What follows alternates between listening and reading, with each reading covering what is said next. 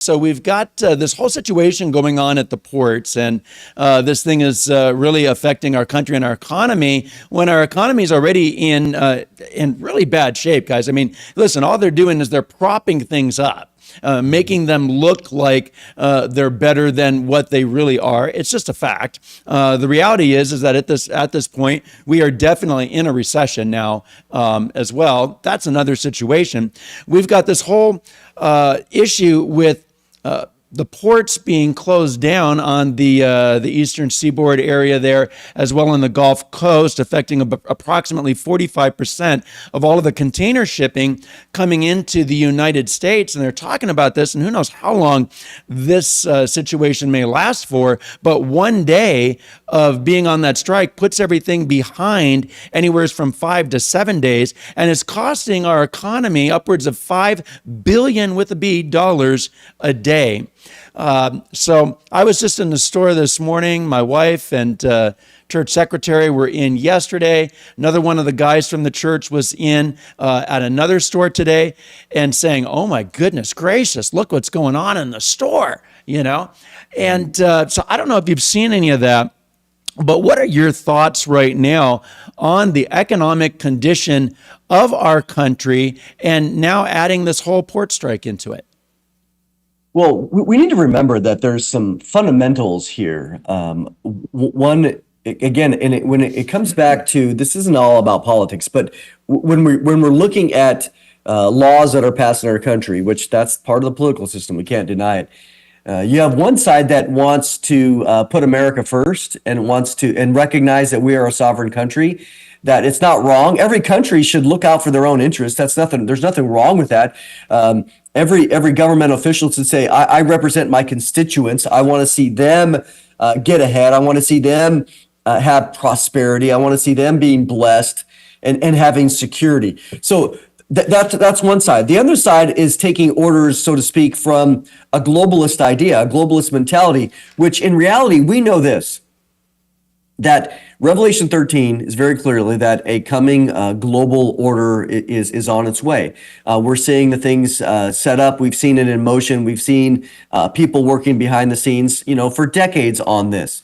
And so there's one thing that stands in the way of globalism, and that is the United States. The prosperity of the United States, the security of the United States, the stability of the United States, the power, the wealth, the influence, and specifically as it relates to our Constitution. Our Constitution, again, is by the people, for the people, of the people, right? So when you see all these things, what we see is an attack. The United States has to be weakened. And so these policies that you're describing are meant to destroy the middle class. They're meant to cause chaos in our country. Over the past few years, we've seen it in a variety of ways. In many ways, the left, they want civil war. They want to see, again, Jesus says, a house divided against itself cannot stand. So when you look at those principles that Jesus talked about, they're trying to foment all these things. And that part of it certainly is economic.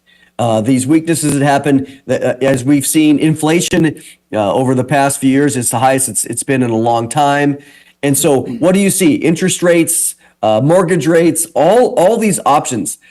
What do? They weaken the middle class. They weaken America, and they cause disruption and all these things. So when you talk about whether it's oil or ports or everything else, we look and we go, who's running the country here? Right. Why are these policies that are taking place, they lack common sense? No, they're very common sense if you're seeking to destroy. And that's what you see. Right, and the president, or the man who calls himself the president, I guess I should say, he can step in on this current situation. He can step in, but it's not politically advantageous for the Democrat Party to do that. Let's face it. And so that's the reason why they're not stepping in right now, leading into this election. And, you've got Harris saying, well, she's all for all of this and everything else. And I mean, you've got to be kidding me. You've got the guy, the head of the union, has got all of his little mob connections and everything. He makes $750,000 a year. That's come out as well, right? And I mean, the whole situation, again, I just see multiple things happening simultaneously, coming together, if you would. And let's not forget the quote been said by a number of people over the years, whether it's Hillary Clinton, Rahm Emanuel, others, never waste a crisis, right? And I believe that first they cause the crisis, and then they don't want to waste the crisis. They come along and they want to make it look like, hey, we're the guys. We are the answer to your problem. Just follow us, follow what we're saying here, and everything's going to go good. But man, I'll tell you what, the potential that this even has right here, when people are already in a pickle financially, as you mentioned, the inflation, it's not the numbers that they've been telling the people out there. And one of the ways that we know this is because they changed the metrics. And this is always key, right? They changed the metrics by which they look at defining the inflation, the items that they put into those categories that they look at, they changed those. And so when you change those to items that are not dealing with the inflationary situation that we've been dealing with right now as badly as your milk, your eggs, those kinds of things. Well, then they say, so see, inflation is down at this percentage point. So when they play with the metrics, that's what changes everything.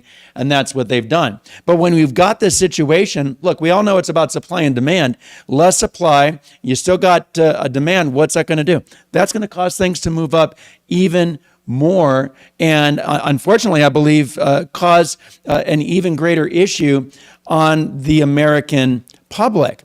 And one of the reasons why I find this so important is because of the banking situation. Okay.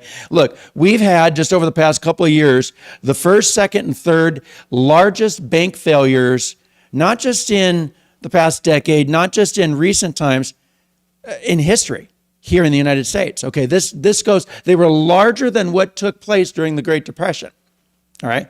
And what do? Wait, they don't want to talk about these things. They tamp them down. They have bailouts, all of those things. But now we're talking about bail-ins, where the people that are the depositors in the banks, they're looking at utilizing them, those that have 250,000 and higher, to help bail in, which is just another version of a bailout, banks that are in a pickle, basically. What are your thoughts about all of this? And again, it's taking from Peter to pay Paul. And look, we see what the Word of God says coming into, again, you had mentioned Revelation 13. The end of Revelation 13 talks about the mark of the beast that's eventually going to come. I believe everything is literally corralling the world into such a situation where they will be forced to take that mark in due time. What are your thoughts about all of that and the banking, the Bank of for International Settlements? Yeah, I mean, well, they are they definitely are on the agenda. From, if you look at the World Economic Forum and others that are part of this cabal. I mean, this is not conspiracy by any means. If you look at what they're doing as it relates to centralizing even digital currencies, or having what they did even recently, the Bank of International Settlements, one of their goals is they put into they implemented, they put into an implementation, a practice thing, probably about 3 or 4 months ago. And what it does is it comes together and it brings together all of the various currencies so that there's a very smooth, fluid exchange rate amongst all of them, so that in a digital currency environment, everything would go perfect. You would have no problems, everything else, a centralized system. So they put this into place. They said it should be ready to go within 12 to 18 months. So now we're looking at between the next 6 and 12 months. Well, we know this is where they're going. They're participating not only with the ideology of it, but they're also implementing the technology that has come into play that we know one day, Biden has talked about it, all these other countries have talked about it, as it relates to having a cashless system. We know it's already implemented in many places in China. Okay, coinciding with all of that is not only digital currencies, but digital passports, digital IDs, etc. Go to Australia. It's already in place. These things are in place. So when you look at the Bank of International Settlements, they are the largest. They're like the bank of the banks, right, in the world. And so the fact that they're involved on this, when they perfect the technology and the software, which is what they're doing, it'll be very easy for them to bring it down. As it relates to other parts of bailing in, this is part. Let's think about the ideology there.